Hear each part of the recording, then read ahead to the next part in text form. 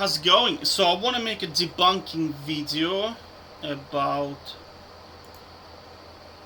this stuff here. Dropshipping.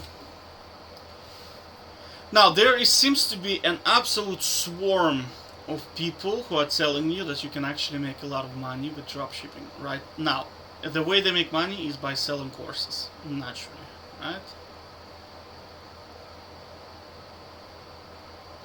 Yeah, so you know, from 50 to a million, buy my course and you will too become a giga billionaire in 24 hours for 1,000.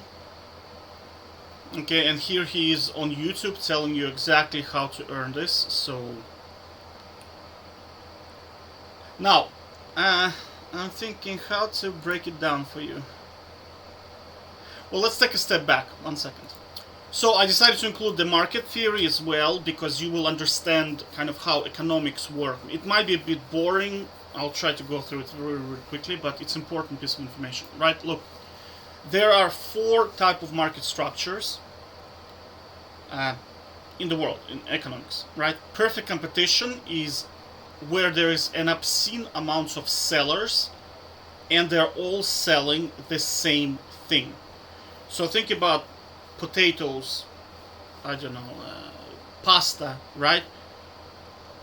It doesn't make a big difference where you buy your potatoes, right? So when in this perfect competition market structure, you will always have very low profit margins because it's a race to the bottom.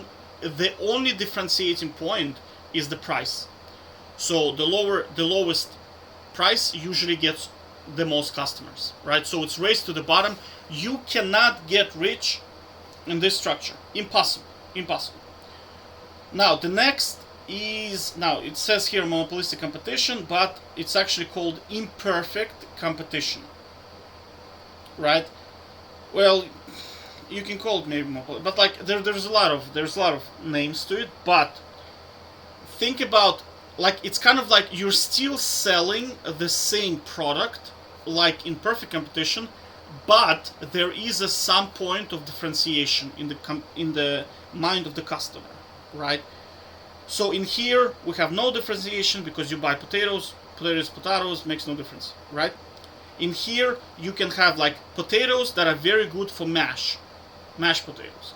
You have boiling potatoes, right? Toothpastes also fall into this category. You have toothpaste that are good for your gums. You have toothpaste that is whitening. You have toothpaste that is, I don't know, total care, right? So in here you can start charging premium price because you have a point of differentiation in the head of the customer. They can say, this, I can justify paying extra 50 cents, extra $1, extra $5, euro, whatever, because of this differentiated benefit. Does that make sense? I want my teeth to be white, so I would like to buy a toothpaste that has this added extra benefit. Okay? Oligopoly is when you have a very limited number of competitors in the market. So 3 to 4. And what they normally do, I'm not going to go into the whole, it's very, very complicated. What they normally do is they illegally meet up and they start to carve the market. So let's say we had this in Ireland where we had only 3 telecommunication companies. One was the lowest price, one was lowest price, shit quality. The second one was high price, good quality for customers, and the third one was high price, high quality for corporations. So they were Vodafone, O2, and Meteor.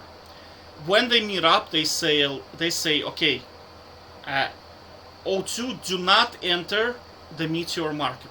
Meteor market is the lowest price, the shitty quality.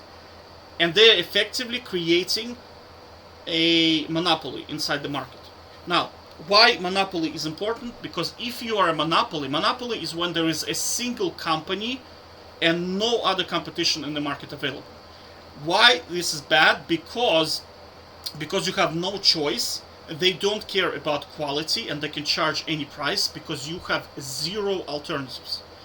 monopolies are usually regulated heavily by governments, because when a company is in a monopoly, you usually have very little innovation and extreme milking of customers. Right? You're talking like companies just start to milk. The worst case scenario is, let's say somebody invents a cure for cancer, right? They can charge any price, because if somebody gets cancer, they have to buy it. There's no way out of it, right? So that's why monopolies are extremely, extremely bad, right? So as we move closer to monopoly, the more money you start to make. As we move closer to perfect competition, the least amount of money you make, right? So what can we deduct from this? We can say, if you are inviting competition into your market, you are lowering your profits. Does that make sense? If you are somehow decreasing your competitive advantage, i.e. your secret to success, you are lowering your profits. This is economic theory. You can study it. It's been proven. It's been tested bazillion times. Okay? So, what are these guys? What are they doing? They are inviting competition into the market. Do you understand? They are going to share their secret of success with you for a certain amount of money. Now, it breaks the economic laws. Do you understand?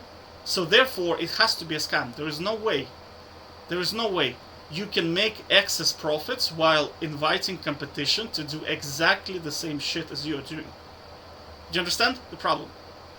Like, if you are sitting in a monopoly and you have figured out a product that works for you, and there is no other competitor in the marketplace, the last thing you want to do if you want to make shitloads of money is to invite people into your marketplace.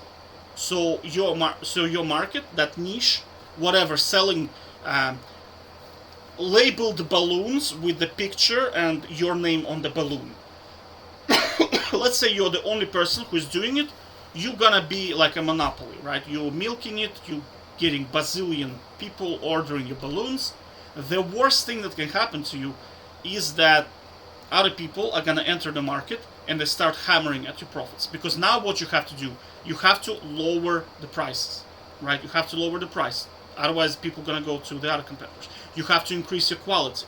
You have to sustain your advantage, and it's very, very expensive. Very, very expensive, right? So if somebody is telling you, hey, come into my market, I'll show you all the tricks, it's a scam. There is no way they can do it while not losing the profits.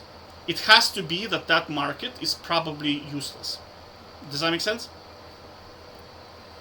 So I'll link this in the description below so you can read up on it, right? Okay. Now let's talk about.